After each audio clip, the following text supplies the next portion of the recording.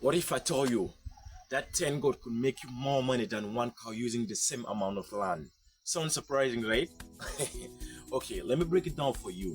When it comes to farming, profit doesn't always come from the biggest animal. Even the smallest animal could make you way more money than the big one. In this video, you'll learn about goats and cattle compared, starting from the startup cost, daily expense, what you can sell, and even how fast you can grow. So guys, I'm not going to pick like favorites here. I'm just going to give you the numbers, the facts, and the true life trade-offs. Whether you are thinking about starting your small goat farm like mine or buying your first animal, this will help you make a smarter decision. But before we continue, make sure you subscribe to the channel so that you'll be part of this awesome family. Without wasting much time, let's dive straight into it. So firstly, let's look at the startup cost. Let's start with cattle first. Before even thinking about buying your first animal to start with, let's look at the recommended size of land that is required to keep our animal. Let's start with cattle first. Now, in 1 acre, you can keep 1 cow when you're doing a free-range system. But with goat, you can keep like what? 10 to 12 goat in 1 acre of land when you're doing a free-range system.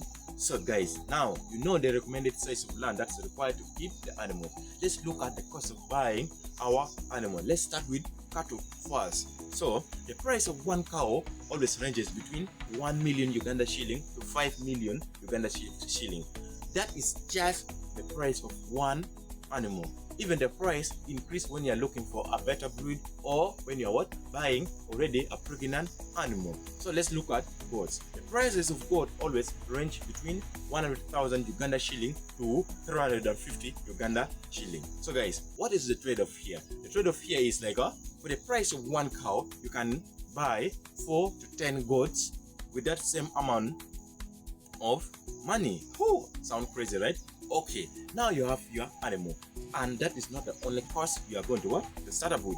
Let's look at the cost of building the structure. So let's start with cattle first. So cow, being a larger animal, require stronger fencing and sometimes even requires electric fencing, and you need like to build a structure to protect themselves during harsh weather. So let's look at goats. So you can have a simple goat structure like mine. So guys, if you want to build a simple goat structure like mine to keep expensive animal or like to keep like exotic animal, I'll leave a link in the description down below so that you go and watch it.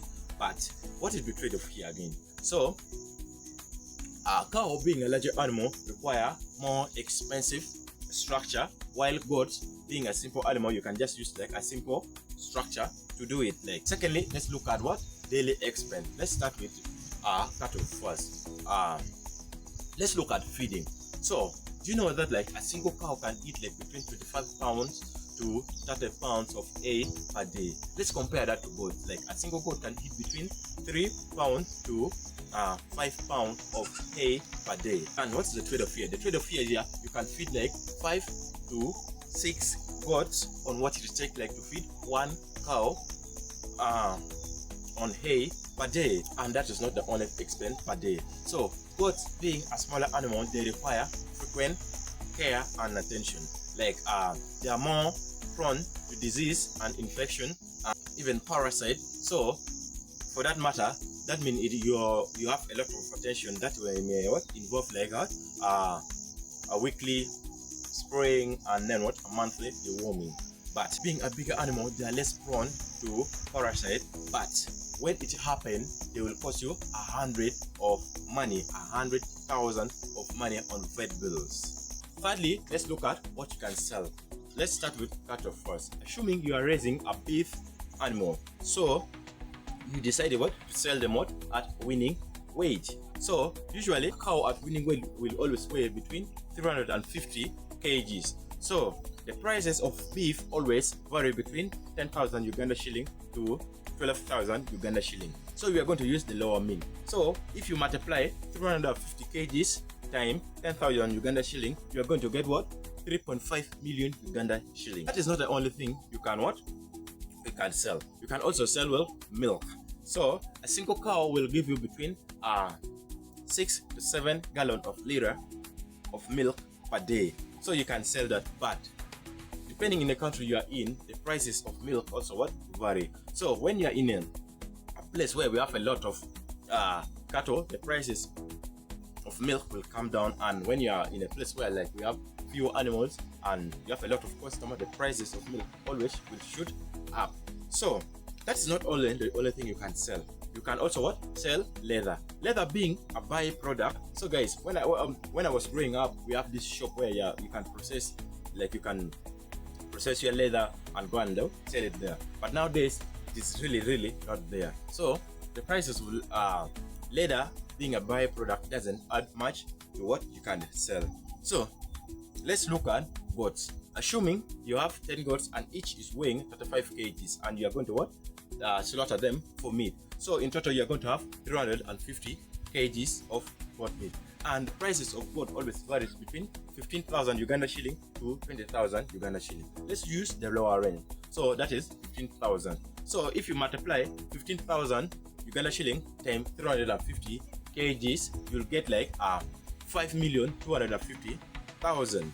So let's do the math if you compare that one what with cattle. So 5,250,000 Uganda shilling. If you compare that one with the one of cow, which was like 3.5 million, you will get like a net balance of 1,750,000 Uganda shilling, and that is the net profit you can get from 10 goats if you compare it with what one cow using the same amount of land.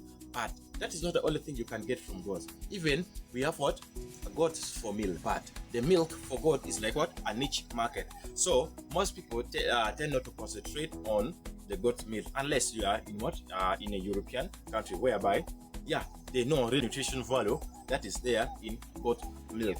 That is not the only thing you can sell still, but you can also still what sell the leather. What is the trade of fear? The trade of fear is that what 10 goat could make you more money than one cow using the same amount of land. So fourthly, let's look at how fast you can grow. Let's start with cattle first. So guys, do you know that the gestation period of cows is always what 280 days, and that is 9 months. After 9 months, your cow will give birth to a calf. So, and it will take always between 2 to 3 years to raise that calf to reach what a breeding point. So always cows will give birth only to one calf, but sometimes also will give birth what to twins, unless you are doing what embryo work. Let's compare that to goats. Goats always have a gestation period of 150 days, and that is what 5 months. So after 5 months, your goats will give birth to kids. So goats have what we call high winning rates. They usually always give birth to twins and sometimes even what triplets. Lastly, let's talk about what no one wants to talk about. That is the risk and challenges involved. Let's start with cattle first. So cows being a larger animal will always cost you 100 in what vet bills when they fall sick, because their vet visits are very expensive. Like for example, a single cut from a barbed wire will cost you 1,000 in vet bill. Let's compare that to goats. Goats being a smaller animal, they are more prone to parasite, worms, and even what diseases. So they need what more care and frequent what attention. So guys, let's sum it up. Startup costs: goats are cheaper to buy. Daily expense: cattle requires more feeds. Profits: goats make you more money per acre. How fast you can grow: goats multiply faster. Risk and challenges: cattle are more expensive to repair. So if you have a smaller budget and limited land, goats could be your path. But if you want a steady growth and a greater potential, cattle could be your path.